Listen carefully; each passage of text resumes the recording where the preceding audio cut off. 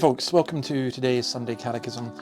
We have finally gone through all the 10 Commandments. We're on to question 82, and this is such an important question. It deals with such a fundamental misunderstanding. So the misunderstanding is this. The misunderstanding is Christianity is about if you do this, you will live. If you're good, you go to heaven. If you're bad, you go to hell. If you behave yourself, you'll be fine. If you don't behave yourself. Furthermore, if you misbehave yourself, all you have to do is we're coming towards the new year, just take out a New Year's resolution. Well, listen to this. Question 82. Question 82. Is anyone able to keep the commandments of God perfectly? Is anyone? Are you or I? Since the fall, no one is able to perfectly keep the commandments of God in this life, but breaks them daily in thought, word, and deed. Is anyone able to keep the commandments of God perfectly? Since the fall, no one is able to perfectly keep the commandments of God in this life, but breaks them daily in thought, word, and deed. Indeed. Now, the scripture proofs they give for this, well, I mean, just think about what this actually means. Number one, it's not enough that we do our best. We're expected to keep the commandments of God perfectly. In a sense, it's a test in which the only pass mark is 100%. And surely nobody would be arrogant enough to claim that they do that. I think what we claim is, oh, well, God will forgive us. It doesn't matter if we do the best that we can. But if God I have, a bottle of water here. I can have this whole bottle full of water. I can put in one drop of poison. The one drop of poison pollutes the whole thing. And that's the same with sin on earth, sin in heaven. So we need to be sinless to get to heaven. But we're not. None of us are. And I think that really gets to people. And some people will actually deny it to some degree. So, I'm looking here at the proofs that they give. Ecclesiastes 7:20, there's not a just man on earth, no one who does what is good and doesn't sin. There's not one. Or, it's interesting because I'm recalling this idea that people have of you divide people into the good guys and the bad guys. But there's nobody good. Absolutely. We all have a mixture of good and evil. 1 John 1:8, if we say we have no sin, we deceive ourselves. The truth is not in us.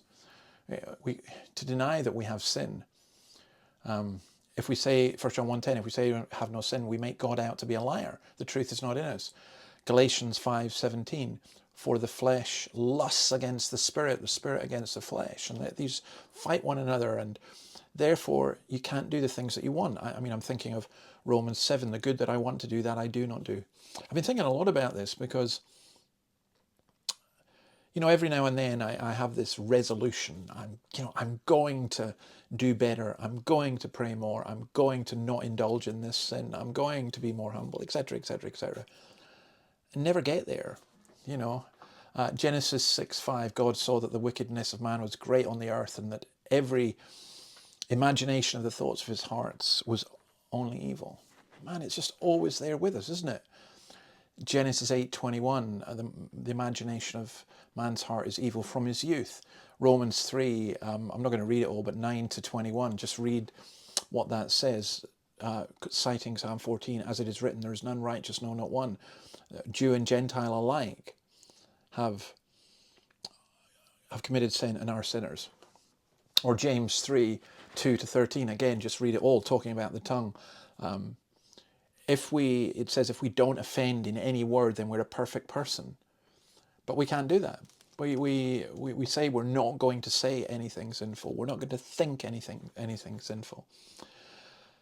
I often challenge people in that and would say, you doubt this, then go away and a week later come back and tell me that in this week you've not thought, said or done anything that is wrong or sinful. So I think we need to take this much more seriously. And I think this total depravity, which is not that we are as bad as we could be, but that sin permeates and affects every part of our life, is a crucial understanding. We're coming towards Christmas. This is the last one I'm doing before Christmas. Well, Jesus Christ, he shall be called Jesus because he shall save his people from their sins. Well, we all have sins and we all need saved. So I think this is a wonderful answer. We can't do it. It's just saying we can't keep the commands of God perfectly. Doesn't take away our obligation to do that, but we can't do it. But we can trust the one who did, and the one who gives us his righteousness. And then because of that, we can love him and we can obey him much better than we would otherwise. So God bless you. Have a great Christmas. See you next week. Bye.